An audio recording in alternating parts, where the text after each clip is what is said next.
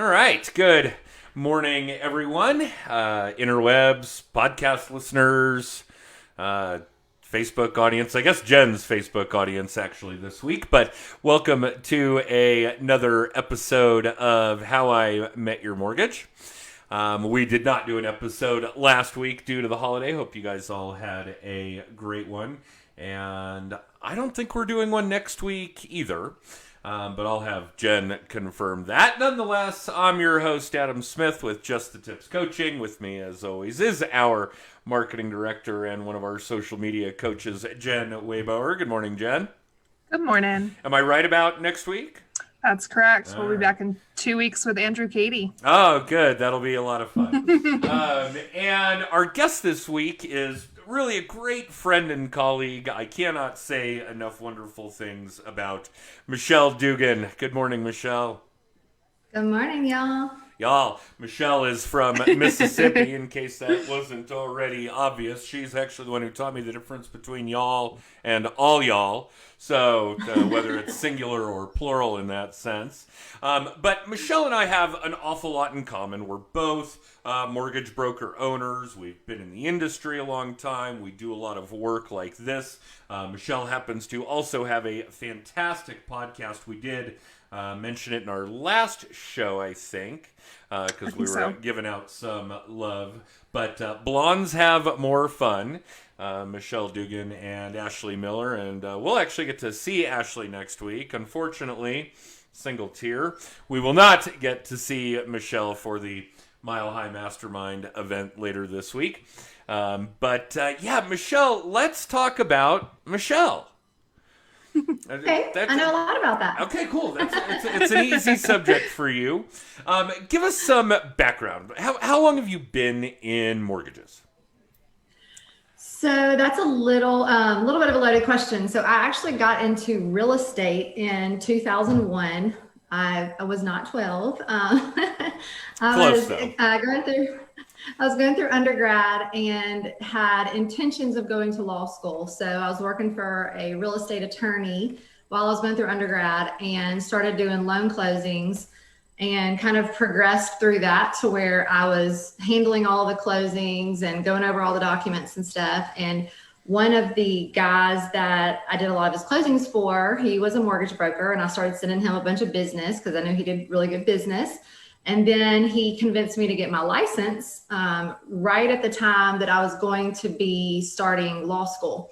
So I was getting licensed in December, would have started law school the following fall, and started doing mortgages and loved it and decided, you know what, I'll just put law school on hold for a little bit, and then never went back. And that was in 2006. And so here I still am today. And you weren't always a broker owner. No. Tell us I've been how a that broker occurred. owner. Yeah. So I've opened my own company last year in March, I guess, of 2019. So I've been a broker owner about a year and a half now. Was always a broker, except for the 2 years prior to opening my own shop. I went and tried the retail world for a little bit and then tried banking. Decided that neither of those were for me after having been in the broker world forever. And so got back out and decided it was time to do it on my own. And here I am. And how has that last year and a half been? Lots of interesting things over the course of that segment of your career. Yes, to say the least. I think it's been a crazy mortgage, like just time in the mortgage industry, no matter what side of it you're in, whether you're banker, broker, retail, it's been crazy for all of us. So it's definitely been interesting to experience all of that, having my own company now. We still, despite all of the challenges that we've been through, we've had just a ton of support. We've had some crazy explosive growth. We just opened our second branch down on the coast in Mississippi here. And so, yeah, we're just full speed ahead. Awesome. I'm sympathetic. There's no question. I think it was probably a couple years before the Great Recession that I had opened my brokerage. It's been a little better than 15 years. So new business obviously struggles for a period. Then we went nose first into the Great Recession, so a couple more struggles for a couple more years that way. But yeah, the longevity of it has certainly paid a lot of dividends. I have no doubt that it will for you too. So, Michelle, you've been doing this a long time, literally almost as long as I have, which is insane because you still look 12.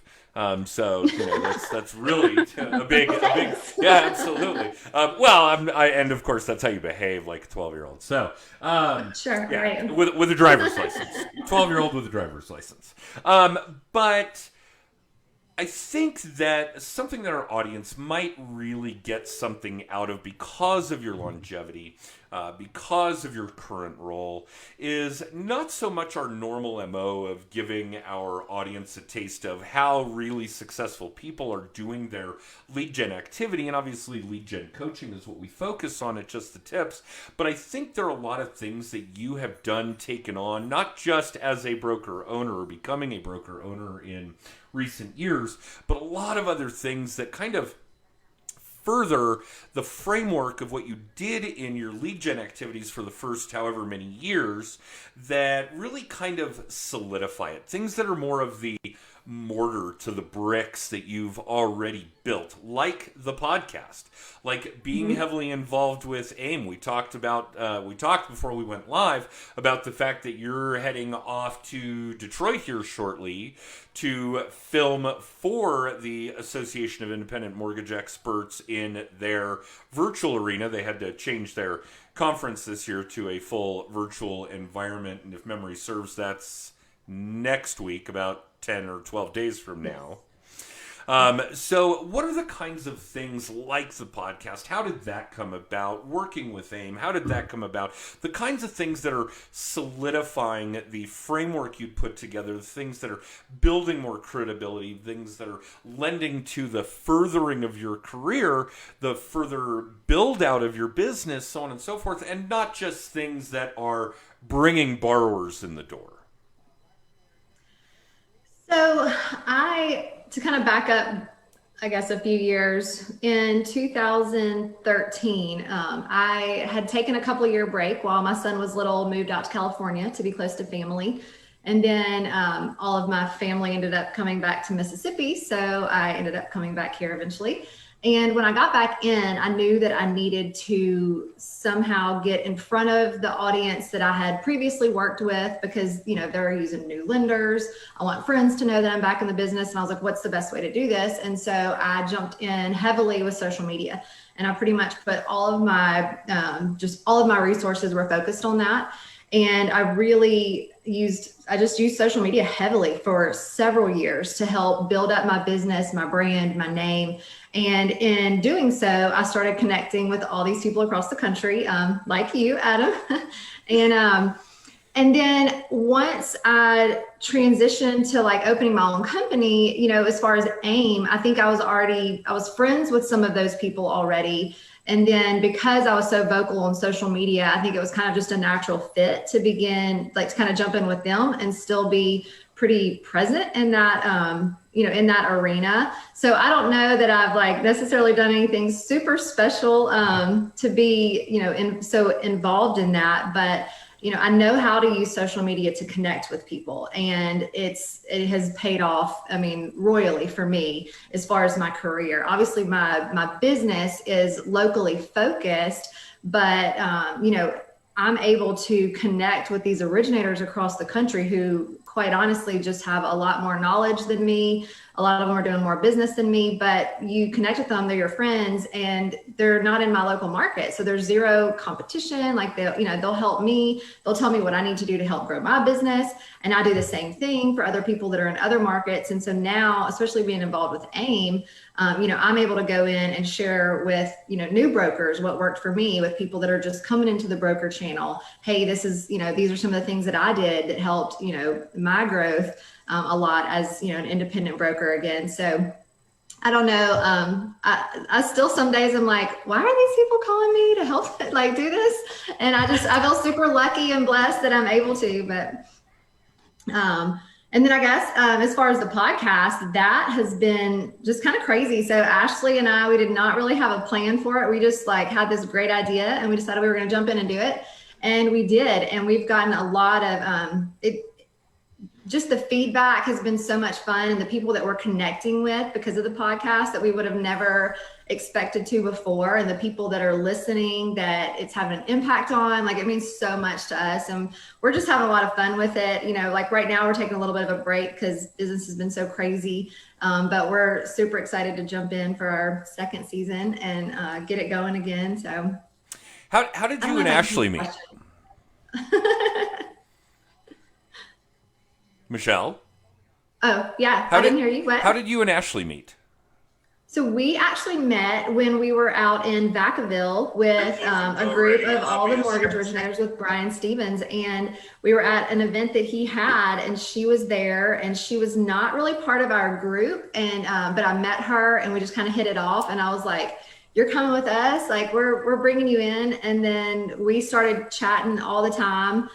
From 2,000 miles away, and now we're literally like the best and closest of friends. And yeah, we literally met because of and through social media. So all right, so just for our audience's sake, for the listeners out there, she is referring to Brian Stevens with the National Real Estate Post, and the event, which I miss terribly, was the LGBT, the Lender Group Bourgeois Tabernacle. We did go a couple of years, and it was absolutely amazing. Credit where credit's due. An enormous portion of our video activity, and certainly the success in my career, both as a mortgage originator and as a sales coach, I owe to Frank and Brian, no question. They are the ones who pushed me into this video work well over a decade ago. We've been doing the weekly Little Tip video blog for about 10 years. And then obviously what we're doing here, streaming, using open broadcast, converting that to a podcast, on and on. That credit goes directly to Brian. So Brian, thank you so much. And yes, that was an amazing event. But what I really wanted you to put out there was that you met Ashley, as most of us did, as most of us have met you, through this social media world. So I want to, jump back to what you were talking about, because the B2B social media stuff, the colleagues, the referral partners, these kinds of things are so valuable right now. And depending on what it is you're doing, where you're positioned in your business right now, I don't think that you could even begin to compare how valuable the B2B stuff is, the Facebook groups. And for those of you that haven't been victimized by Jen and I coaching you, or whatever the case may be yet, just to put this out there, for those of you that have heard of the NFL, and I assume that a few of you have, and go Broncos, they play on opening Monday night tonight. All through last NFL season, leading up to and including the Super Bowl, Facebook ran ads for Facebook groups. Now, here's a service that you don't pay for, and yet Facebook deemed it appropriate to buy the most expensive freaking commercial airtime known to man to run ads for Facebook groups. Now, I know Michelle well enough to know that a lot of these connections were made through event groups, through professional groups. Not that we all behave all that professionally all the time. Obviously, we're all really good friends. But I want to go back to that because I really want you to expand on the fact that Facebook, from a B2B perspective, other brokers, other originators, referral partners, is uber important today, maybe even more so compared to using social media like Facebook to generate leads. Yeah, I agree.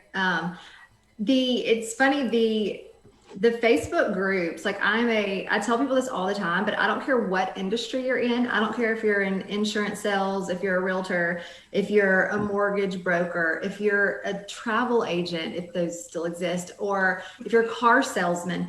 There is a group of professionals on Facebook doing exactly what you do on a higher level, most likely, that will probably bring you in and take you under their wing. And if there's not, then you can create one. And that is what is so cool about it, is that you can build your own world within Facebook and bring these people in that can teach you things that you would have never known. I know, like for me, when I started meeting people like out in real life outside of these groups and talking about business, when I first started meeting these people, I was still using paper file folders. We had these super old school ways of doing business. And I had no idea that that's not how everyone did it, because that's how everyone in my market was doing it. And I was like, what do you mean you e-sign your docs? They just can click a button and they don't have to actually physically come in and see you, and you don't have to mail it. I mean, that was just one little thing, but there's people, I don't care what industry you're in, you can grow your own business just by surrounding yourself with these people that are doing it on a higher level than you. And they're out there. You just have to look for them. And it's so, so powerful. I mean, groups, I hands down believe that it's the best thing about Facebook for me these days, for sure. I think Facebook thinks it's the best thing about Facebook these days. Hence their dollar spend. Yeah, I don't know what benefit there is as far like running the ads. That's kind of crazy to me that Facebook was running those ads, other than the fact that we stay on Facebook longer because we're in these groups and we're, talking business and doing business and interacting more than we would be if we were just like scrolling our own walls. So maybe that's part of it. Have y'all seen that social media thing that just came out on Netflix about? I haven't watched it yet. It's supposed to be really good though. Yeah. I'm a little afraid to, but yeah. Adam, have you seen that yet? I have not. It's all about the psychology of why we're addicted to our devices and social media, and the inventor of the like button is in it, I guess. So it's supposed to be really interesting. Yeah, I've seen some trailers. It certainly looks at how great it is and how we've all become slaves to it to boot. Right. Yeah. Although this is funny because I just had this revelation, and this was a conversation you and I had, Michelle, in person. Now, where it was, I don't know. Maybe New Orleans, maybe Austin, maybe California. But we talked about a specific Facebook group that you and I participate in, and we won't talk about it any further than that because the first rule of Fight Club. But you and I talked about how could it be that there's the possibility for this type of activity to go on in every industry, like you mentioned, whether it's piano tuners or travel agents or whatever the case may be. And how could you formulate that for every industry in either every city or country or whatever the case may be?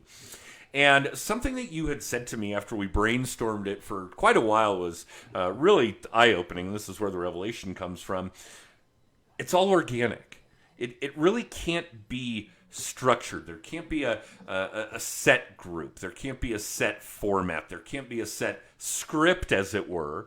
And everything that you and I have benefited from these different groups, whether it's Fight Club or LGBT or whatever the case may be, and again, that's the lender group Bourgeois Tabernacle. Thank you to Brian Stevens for his creativity there, has always been 100% organic. There's nothing scripted in any way, shape, or form. And as a result of that, the benefit has also been ridiculously organic. Incredibly positive. But yeah, so there really isn't any way to provide our listening audience right now with any ideas or any structure or any ways to go about how to make these groups successful for you, because it really has to come organically. But yes, you absolutely need to be finding those groups. If you can't, start the groups. Jen and I had this conversation actually with our other coach here at Just the Tips, Rob, who had talked about some different things for the mortgage originator space. He said, well, find the Colorado Mortgage Broker Group. No such thing. So Jen started it. So she formed the group, and members get added from time to time. But yeah, if that group doesn't exist, and if the group isn't providing what you need, then find another or start one. But yeah, it really had to come from here, from your heart. I'm sorry, I keep getting over the fact that this is now a podcast as well as the video cast. You guys can't see me touching my heart. But it's got to come from inside. It's got to have this organic reach.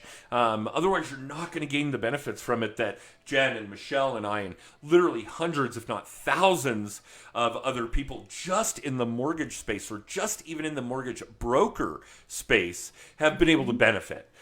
So yeah, I cannot express enough how valuable the organic Facebook groups are in any particular industry. It's just huge, huge stuff. And I think one of the important things is that you've got to have somebody who's helping to not run the group, but, you know, be a leader in those groups. You can't just like make one and then expect everybody to come in there and just start chit chatting. And, you know, you've got to get, in the beginning, it's more work. You've got to get people, you know, you've got to ask these leading questions and get them talking about themselves. And then that's how they realize, oh, this dude's into car racing, so am I. Or this person's into bird picture hunting, so am I, you know.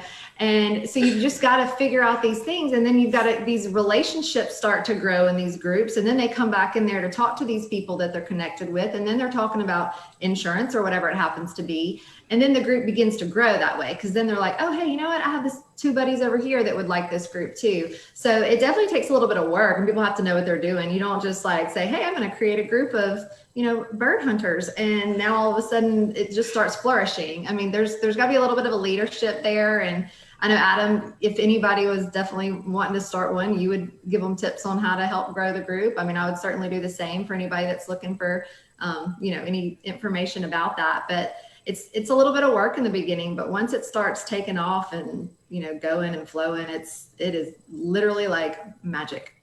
Yeah, it kind of is. So there's a lot to that. Obviously, the idea here is to build a group of like-minded individuals that have similar employment, careers, insights, goals, whatever the case may be. But yeah, at the onset, and I know that there are at least a couple, if not a handful of these groups that you did this with, you've got to be able to provide some whip. You've got to be able to provide some content. What did that look like in the early stages of these groups? What kinds of things were you putting out there?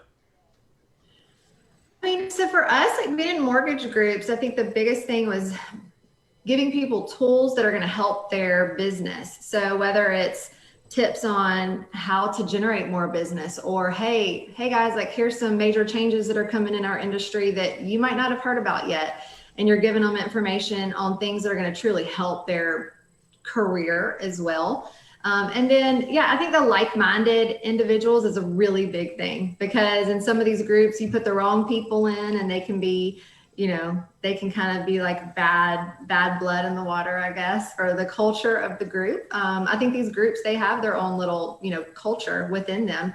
But yeah, getting them started, you know, it's bringing valuable information to the group that makes their businesses grow and flourish. I mean, if they're not getting any value from it, they're not going to continue to come back. But when they're getting some sort of value, and there's so many different ways to provide that, whether it's connections with other people that help them grow their business, or whether it's tips to help them grow, or whether it's things that help, you know, their actual day-to-day activities that impact their business. I mean, there's so much that you can give to someone, and you've got to bring that value to make them continue to come back. Yep, this is all undeniable. And of course, I know that you were doing this long before Facebook was promoting groups, because I've known you much longer than Facebook's been promoting groups, Right. and saw you do this kind of work years ago. But yeah, I cannot express that enough. I do think one of the big things that is difficult from that perspective, from your perspective, at least early on, and obviously there's still some recirculation in it, is that there's going to be drama. It's going to happen. There are going to be conflicting ideals, conflicting personalities, so on and so forth. So keeping that to a minimum. And for those of you that are in our audience, whether you're mortgage originators or real estate agents or financial planners, insurance agents, car salespeople, all of these categories that we coach salespeople on, and certainly all the categories that Michelle had mentioned, you guys have plenty of drama in your organic lives, your work, your sales management, managers, your boss, your spouse, your kids, whatever. There is no reason to exacerbate the drama that you're dealing with on a day-to-day by stirring those pots in your Facebook group. So try to keep that in the back of your mind as you're doing this kind of thing. And I don't understand it. I've got enough organic drama in my life. I don't need to have social media drama on top of it. Unfortunately, because of the world we live in, that's a lot of what social media is today. So fortunately, I am able to turn it off and avoid it and so on and so forth. But yeah, it certainly is what it is, no question.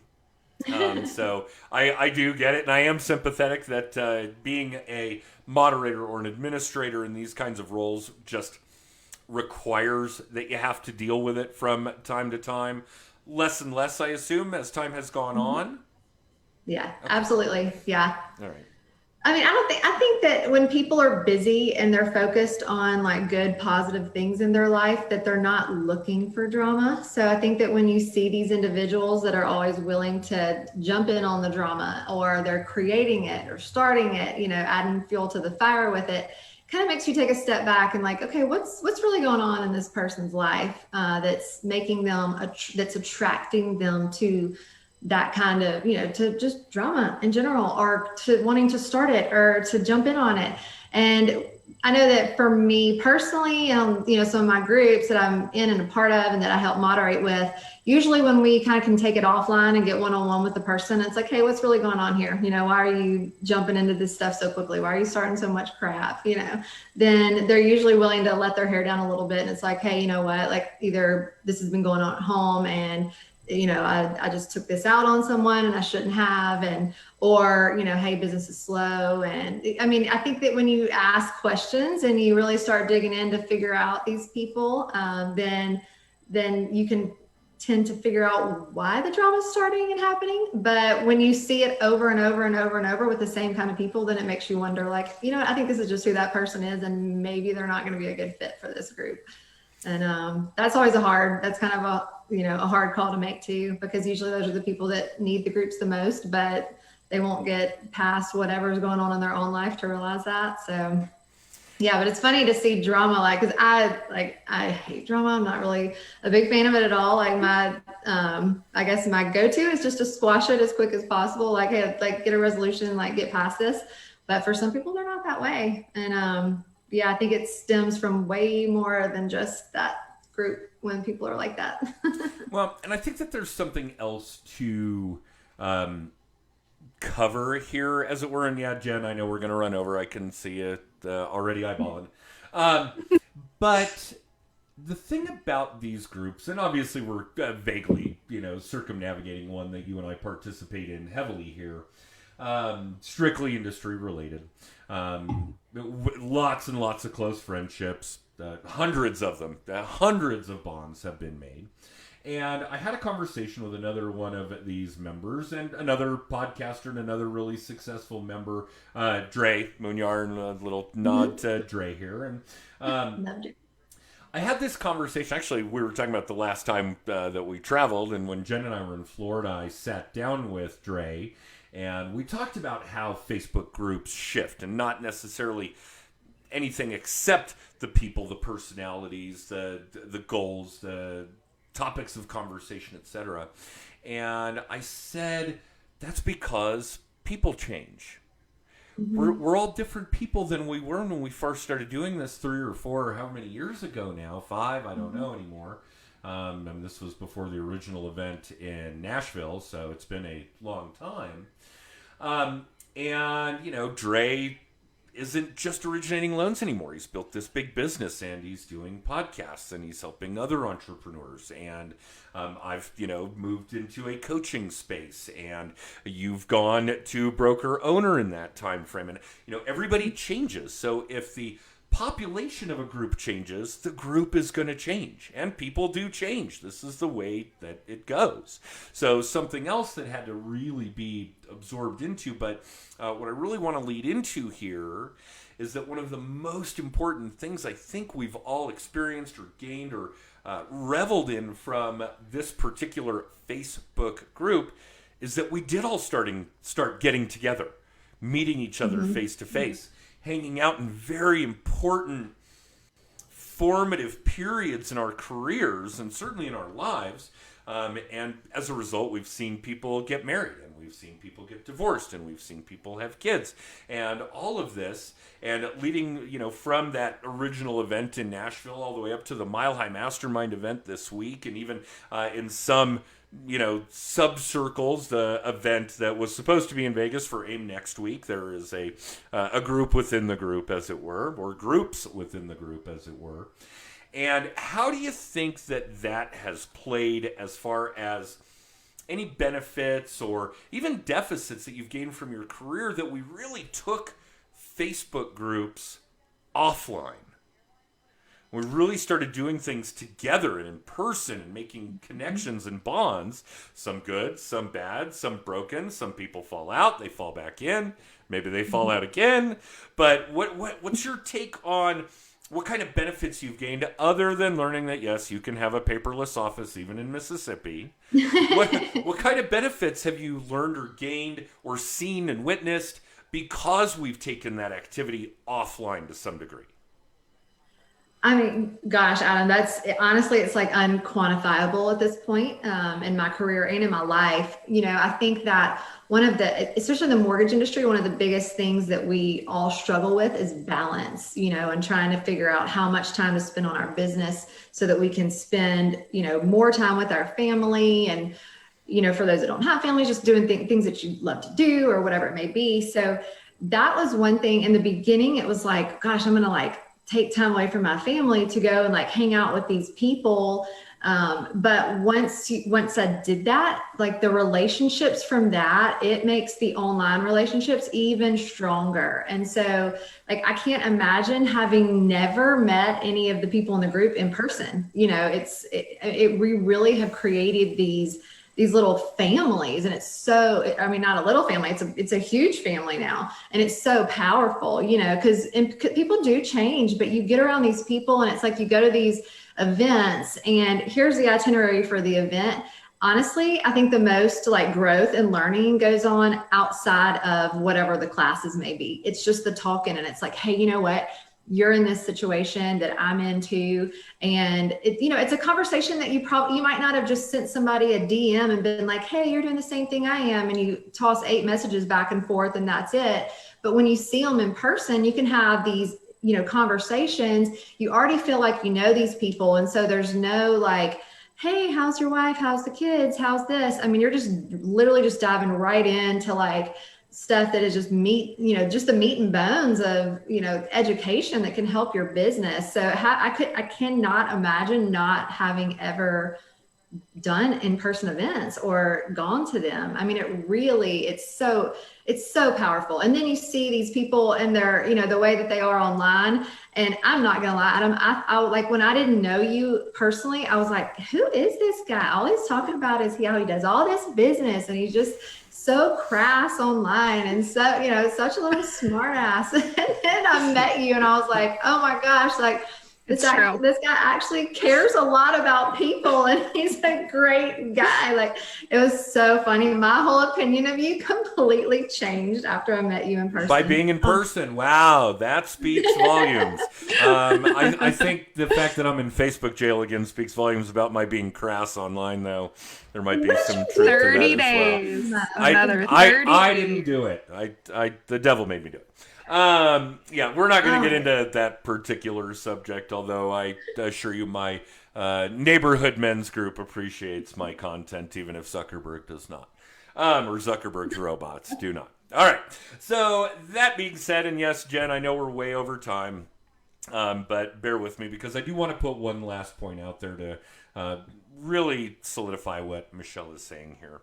If you guys are doing in-person work the way that Michelle and I are describing, whether it's the Mile High Mastermind or Fuse, which is the AIM event next week, or Originator Connect, or whatever conferences go on in the real estate space or the insurance space, I implore you to look at 2 things to help you make a decision as to whether or not you're going to participate in any particular event. One, the content. Now, obviously, that's a big deal, and the organizers should be conscientious of that. And Jen and I work very, very hard to make sure that the 10 speakers over the course of 2 days every year that we do the Mile High Mastermind really provide significant value to the audience. And again, that should always be a priority. Audience, audience, audience, no matter what you're doing, social media, presenting to a crowd, whatever. What do they want to see, hear, read, write? Or see, hear, read, watch. They're not going to do any writing. The other piece of this in conference workspace, is who is attending this event. Because we've got 5 speakers per day, 10 total, over the course of what's really kind of a 3-day event. 10 hours out of 3 days is insignificant. The other 26 hours, or whatever the case may be, or 38 hours, or however long you're going to be here in Denver for that event, for example, is going to be spent with the other attendees. Are these the people that you want to be networking with, that you want to be brainstorming with, that you want to be socializing with, that you want to be furthering and building your lives, careers, and businesses with? Because that is, if not equally important, more important than the content of the conference. So take those two things really into account. All right, Michelle, hit us with the important stuff on how people can find you. I see Jen already posted the Blondes Have More Funds podcast link, and if you guys haven't listened to that, please do, because if you like things like blondes or money or wine, I'm trying to think what else have been highlights of the episodes I've listened to. Yeah, divorce, right? So, life in general, check that out. But how can people reach out to you, Michelle? So you can find us online, mortgageblondes.com. That's everything about the podcast. My company website is mslending.net. I am on every social media channel, with MS Lending, and Facebook, Michelle Dugan. I'm pretty easy to find once you find me out there. But yeah, those are my 2 websites that have all my links to find me. And then I'm all over Facebook. I'm on Instagram, but not as much. Facebook's definitely my focus. And then LinkedIn, I'm everywhere. Yeah. Cool. All right. That's good fodder for all the stalkers out there. That Michelle is easy to find. That'll be cool. And Michelle, I am uber disappointed that we won't get to see you this week. In fact, because of that and because of the event next week going digital, I can't fathom when we'll get to see you again. But it's the weirdest thing right now, not knowing when I get to see all my people again. Because it's like usually like you always know, like, okay, it might be 6 months, but it's going to be this time. And that we don't have that right now. It's so weird. Well, maybe we'll get to go to Austin in February. Yeah. Hopefully the world will get back to normal-ish. Keep spinning. Yeah, we'll see how that goes. Right. All right, Jen, am I missing anything? I know we're way over, but I know you and Michelle know each other well, and I know you and Ashley know each other well. So what am I missing other than you better book Michelle for another episode? Yeah, it'll be, who knows what the world will look like then. It'll be like July of 21, Michelle. That's how far out we're booking. So there's no telling. Hopefully we'll see you before then. But no, thank you so much for taking the time. And I do wish you could be here having me. Yeah, thank y'all for having me. I really appreciate it. Yeah, no, it's good to see you there. Yeah, seriously. And someday we'll get to do it again in person. All right. So for those of you watching, listening, thank you again for tuning in either live or in syndication. I know that stopping by to listen to the 3 of us ramble on is, a chunk out of your day. So we do appreciate you as well. If you want more information about us, just the tips, that is, if you want to catch our weekly podcast, if you want to catch the weekly video blog, the weekly little tip, if you want more information about how to be a guest on the show, whatever the case may be. If you want a copy of my book, Just the Tips, we'll see how badly the green screen screws with me there. Not too bad. Then use that text code. If you're watching, it's on the bottom of your screen. If you're listening, text TIPS to 63566. Michelle, Jen, thank you again. This has been a really fun episode for us. And we will see you guys in 2 weeks. I remembered. Thanks, Jen. Bye, Michelle. Bye, y'all.